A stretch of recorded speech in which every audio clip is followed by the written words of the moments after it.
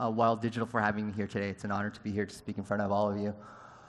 So the topic I was given to present here today was talking about Asia on demand at your fingertips on a click. So first I'll tell you a little bit about my background and why I think I'm quite suitable for this topic. So my background is I've been in this whole startup game since early 2012, I think about 8 years ago. Started off with Rocket Internet. I'm sure all of you are familiar with Rocket by now.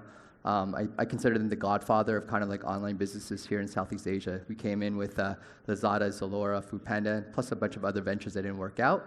But I started off as their global venture development director, which is supposed to go and kind of help out all the portfolio companies for 100 days, move on, optimize. That's where I landed at my role at Foodpanda, where I co-founded the business in Taiwan, ran it as a CEO for 4 years. I'm sure all of you have used Foodpanda today, very similar to GrabFood. Eventually Foodpanda was sold to Delivery Hero, which is among one of the greatest, biggest food delivery platforms online.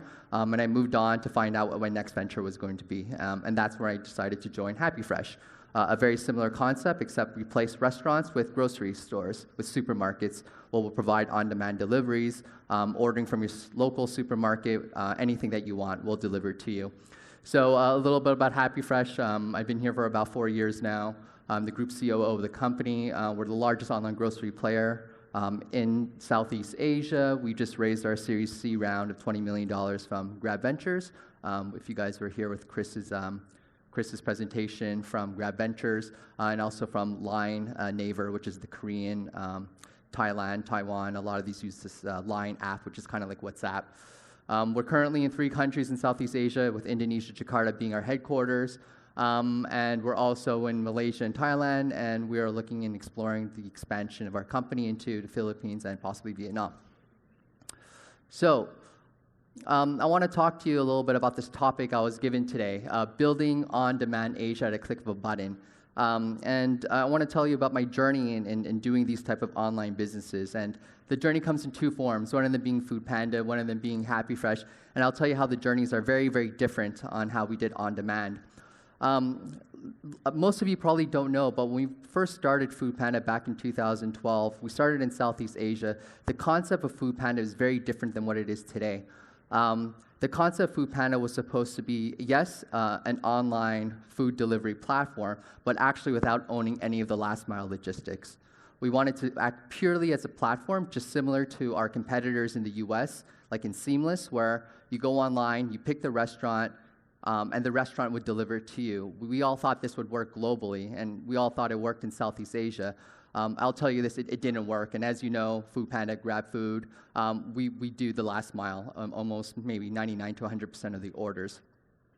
The challenge was very different. So I came in here in Southeast Asia, in Taiwan, with the concept of, hey, I have to get these vendors online, like a McDonald's that does delivery, Pizza Hut, Domino's that does delivery, convince these guys to come onto this website that didn't really work for the local market, and convince customers to switch from using their telephone to making an order. Everybody kind of memorizes like Domino's phone numbers or Pizza Hut's phone numbers. They have this nice jingle to it, using this website and then having these guys deliver. So we ran that for about 6 months, 8 months, with no success.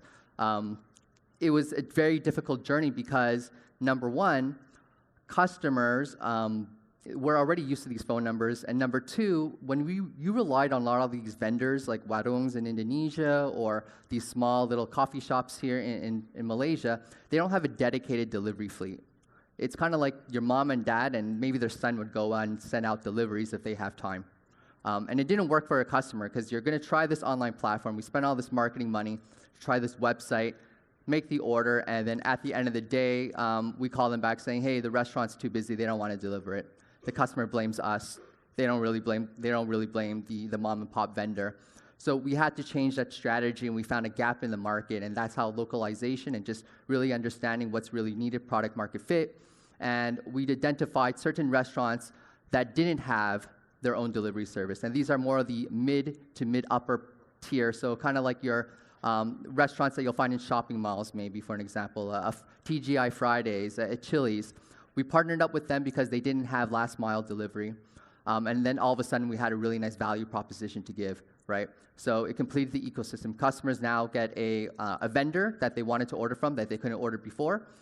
And then the restaurants now actually have this service that they could provide to the customers by delivering it, and we provide the delivery guys. That was the journey for Foodpanda. Now, how did it work for HappyFresh? Very, very different. In HappyFresh, on groceries being delivered to your house has never really been there before. Like, I'm sure none of you have ever done it before. There's no phone number you can call for like a Jason's or a cold storage. They'll tell you, sorry, we don't have delivery service. So our challenge was very, very different. We wanted to provide that delivery service through an online tool, through an app. And that's why I'm here today. We're still trying to change this century-long tradition of going to the grocery store, picking what you want, and then driving home and picking up those bags. So our challenge at HappyFresh is very, very different from doing online, doing it on demand, but it's also a business that we think has tremendous potential as well. So this is a quote from our CEO, Guillaume Segara. He believes, and we believe, that the grocery industry is going to be fundamentally changed within the next 5 years, more so than the last 50 years combined. And we're already starting to see it. I think online is just basically one step of what we're going. Online deliveries, sure. But then you probably see it a little more in China these days, right? What Alibaba is doing with their Hema supermarket, making very, very an immersed technology experience when you walk in the supermarket. Honestly, our competitor in Singapore has tried that as well. And I think you're going to see a lot of these changes in the grocery industry over the next 5 years. So why are we so interested in groceries? I think most of you know the grocery industry is one of the biggest industries out there. A tremendous amount of potential that hasn't been bridged or that hasn't been penetrated too much online yet. So online grocery penetration is still at less than 1% in Southeast Asia. But at the same time, when you look at the grocery landscape, if you look at your typical Southeast Asian consumer, they're spending most of their paychecks on groceries. They spend it more than groceries. They spend it on groceries rather than food. They would rather spend it on groceries rather than transportation. So F&B groceries is a very large customer spend, but still not online. Not only that, the stickiness of groceries are there. There's customers who spend usually about 2 to 3 times, or 1 to 2 times actually, buying groceries. So it's very, very frequent. But if you're to buy clothing, maybe they buy clothing maybe only once every 2 months. So we believe that the frequency plus the high basket size, the willingness to spend for groceries is very, very attractive. And that's where we come in. So this is the problem that we're trying to solve in Southeast Asia. Traffic among almost every single city in Southeast Asia, where you would have to go to your grocery store, wait in line, carry all these, water bottles and toilet papers, and then lugging it to your car, go back in traffic, bring it back to your home, go up the stairs in your apartment. It's a problem, and we believe that we can solve this problem as a first step by providing our services at HappyFresh. So a little bit about our company. Again, we're in 3 countries. We work with over 300 supermarket locations, and we partner up with probably the biggest brands here in Southeast Asia. So Tesco, your Carrefours, your cold storage, Jason's, Ranch Markets, Lotte Marts. We basically have most of the players on our platform today. And how it will work, and specifically, not too complicated, but you open up our application, just like any other food delivery application. We ask where do you live, where do you want it delivered. Once you select that, you get to select the supermarket that you want your groceries from. So let's say I decide I want it from my Jason's. I get to see all the SKUs that's available at Jason's. Usually that's about 20 to 30,000 different SKUs per supermarket. That's everything from fresh fruits, vegetables, meats, seafood, rice, oils, tissue paper. We offer that all on our platform.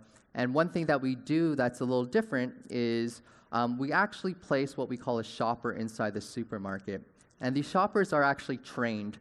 They're trained to determine what are the best quality of goods that we should be picking on behalf of the customer. groceries are very personal, so we have to make sure that every fish that we are going to be sending over, or that mango or those bananas, that they're nice and ripe. So we have people who are actually trained to determine what are the best ones to be picking for our customers. And eventually we give that off to our delivery guy who sends it off to the customer. And we offer basically a service, what we call next hour, which simply put, if it's 2:30 right now, we could probably deliver it by 4 o'clock. So that's our on-demand aspect of it. As part of this, part of our vision and our goal is how do we enable online groceries and to get it delivered to everybody, to every single home in Southeast Asia. So what we decided to do was to partner up with Grab. So Grab has that reach, that exposure, that customer base that allows us to really get into the homes of every single person that we want to deliver these groceries. So it's not available yet in Malaysia, but soon. But if you go into Indonesia or Thailand, if you open up the Grab app, not only do you get to order your car or food, there's a groceries button. You press that button, and it's HappyFresh, which is basically operated and managed by us at HappyFresh. Okay, so part of this presentation I wanted to talk to you about is it's not really on demand. I think on demand has been done. We're all used to it, right? It's been around for years. This is like a 2014, 2015 thing. What's more interesting than on demand? I think the next big thing that we have to be we should be thinking about is looking at added value that we can bring into the ecosystem. So when I talk about the ecosystem, and I think the last presentation, GrabFood, they nailed it, right? For food delivery, the ecosystem is you have customers that want to eat the food. You have the technology provider, such as Grab, and then you have the merchants, who are the restaurants, right? I think the first part is solved, right? We know what's happening. You're ordering from the merchants, and you deliver to the customer. The merchants are happy. They get sales. The customers are happy because they're eating. And then, for Grab, well, they provide the technology. They get a cut of it. So that the whole ecosystem works. But the next phase is, how do you even add more value to maybe the merchants? And our last presenter talked a little bit about dark kitchens, right? That's providing basically a kitchen space for free where they can cook food. It helps them, increase their delivery times, the choices of foods to the customers. That's the next phase that I see that's happening for this whole online space. I think dark kitchens is probably just the first step, but it's probably a world of opportunities that you can do with all the data that you can collect from all these food deliveries, and adding that data, adding all that value into the merchants so they could either increase sales, find some way to monetize it, all the data that you could provide them. For the grocery space, it's the same thing. Our ecosystem is a little different. Our ecosystem for the grocery space is that we have customers, we have us, the technology provider, that's last mile delivery as well. We have brands and FMCGs, so we have like Unilevers and we have Coca-Colas who are very interested to advertise with us. And lastly, and very importantly, we also have retailers, the supermarkets. Now, what we think is the next phase of our business is how do we add even more value to all of these retailers? Retailers, supermarkets, especially here in Southeast Asia, are very traditional, and they have these dreams and ambitions of using technology to really enhance their business. But the fact is that they're not technology players. These guys are really good at what they're doing today, which is supply chain. They're really good at marketing to customers. They're good at having like a brick and mortar store. But they see these things like what's happening out in China. If all these cool people are coming in with their apps, they can scan stuff with their apps. They can have facial recognition inside the stores. They see that, but they don't know how to do it. And this is where we think that we can come in and provide that value for them, because we're the technology players. So some of the examples, the things that we're doing today for our retailers is trying to solve their out-of-stock issues. A typical retailer supermarket, they have no idea what's going on their floor. They don't know which items are out of stock until literally some guy at the end of the day goes around and is like, oh, no more oranges. Let's go refill that, right? However, we have all that knowledge much more earlier than they do because we get all this information on an app and we get it real time. This is information we could provide them to add value to their business so they can restock those oranges even quicker. Another thing that we can do is perhaps we can start looking at maybe even white labeling our solution to them.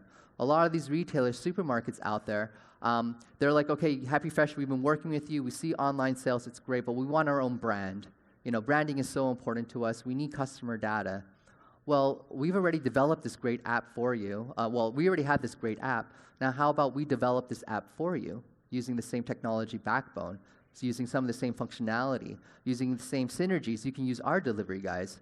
So these are some of the things that we think that we could provide additional value to retailers, so it completes the ecosystem a little more, and it allows us to venture into different things as a technology provider. Rather than just an app and last mile delivery, that has been done. It's been done for years. The next phase of businesses, I think, is looking at how do we add value to everybody in the ecosystem that hasn't been done before. Thank you.